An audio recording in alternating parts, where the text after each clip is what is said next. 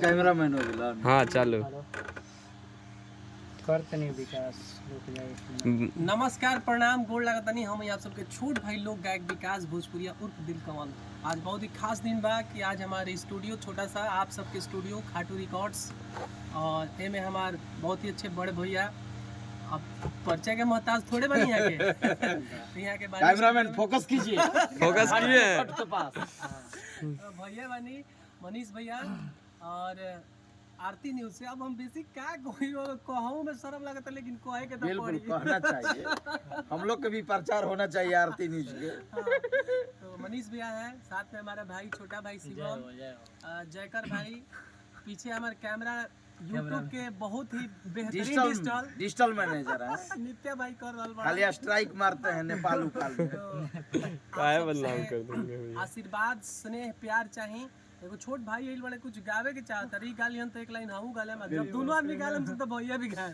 हां एगो छोटा छोटा जल्दी जल्दी मुखड़ा चालू हो और लोगे लियो कैमरामैन लोगे लियो क्राउड घर के छोट लड़का सिंगर रुपेश जी का तनी एनर्जी में। बस आज कितना खुशी की बात बा कि हमरा साथ मतलब पहचान के कोनो मोहताज नहीं के भैया डराई ना खोल के बोले आशीर्वाद बा। और ये हमारे आदरणीय विकास भैया बाड़े। आज एक लाइन हम गावे के चाहता नहीं गावा।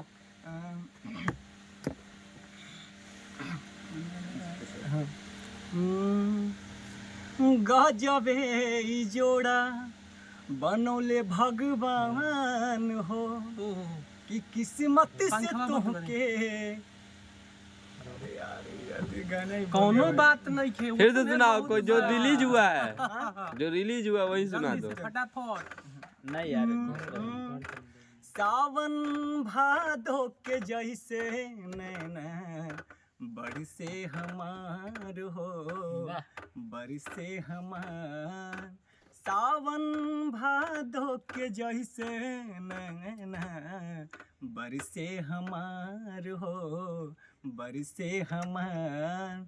सालेला फगुन मा सावरिया सालेला फगुन मा सावरिया बानी बेकरार हो। सावन भादो के जैसे नैना बरसे हमार हो क्या बात है? बरसे हमार। क्या बात है, क्या कहना चाहेंगे भैया लड़का के बारे में? बिल्कुल आशीर्वाद है कि एकदम मेहनत कीजिए और छा जाइए आप। खा जाइए मचा दीजिए जौन बचल बा खा जाइए खूब खाइए। आपका आशीर्वाद रहना चाहिए। विकास भैया कुछ कहेंगे। भैया पाका मांस काचा मांस दोनों खाइए।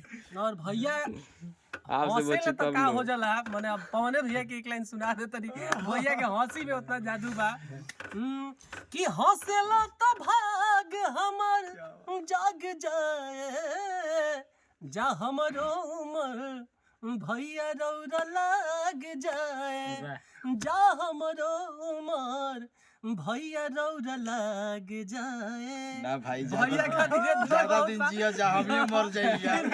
अब हम जी के क्या करब भाई। लॉलीपॉप तो छोड़िए गईली। देखो कैमरामैन उल्टा पुल्टा बोलते हैं। बोलो बात देखे सब लोग साथ बा। ऐसा बा कि अब भैया नियर आदमी रही तबे न हमनी के आगे बरम सुनाता गाते गाते तो हमनी के कुछ हो तो चलिए आप सब से आशीर्वाद बनैले रही। मतलब हमको तो मतलब ड्रीम जैसा लग रहा है कि आज मनीष भैया साथ में हैं। आज बिल्कुल सच में हम लोग एक इंसान है यार। हम लोग भोजपुरी के एक हिस्सा है कि आज भोजपुरी के सभी कलाकारों के दिल पर मैं राज करता हूँ। ये गर्व होता है कि मैं मार्केट में हूँ। देखिए छोट भाई शिवम का करे सुना देने जा भैया के और तो आप लोग कलाकार हैं, आप लोग हिट नहीं है तो क्या है यार। आप लोग भी कलाकार हैं, हर जगह छोट बड़ा कलाकार कोई बात नहीं है, लेकिन आप लोग मेहनत कर रहे हैं।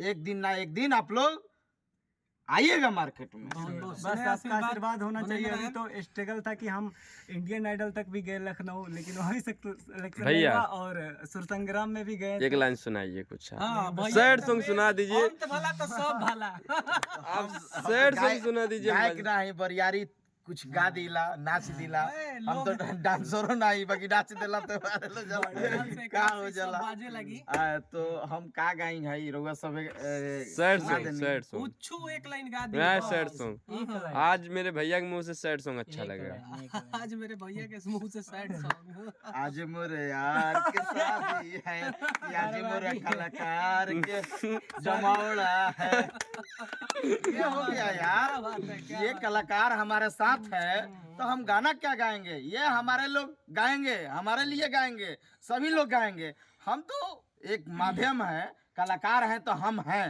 कलाकार से मेरा जीवन यापन चलता है कलाकार से मेरा पहचान है कलाकारों के मैंने इज्जत करता हूँ और सबको कलाकारों को भैया को सबको चलाने वाले आप हैं नहीं दिखा रहे सुभान अल्लाह।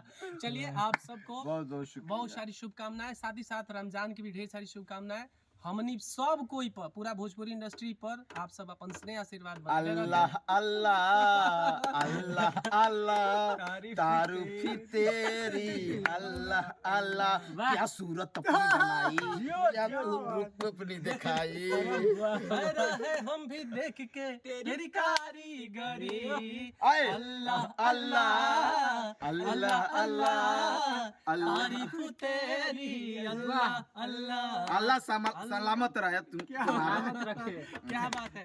चलिए सब मिलके बोलते हैं भोजपुरिया समाज की जय धन्यवाद। खाटू नरेश की ये पहले गाना लगा दी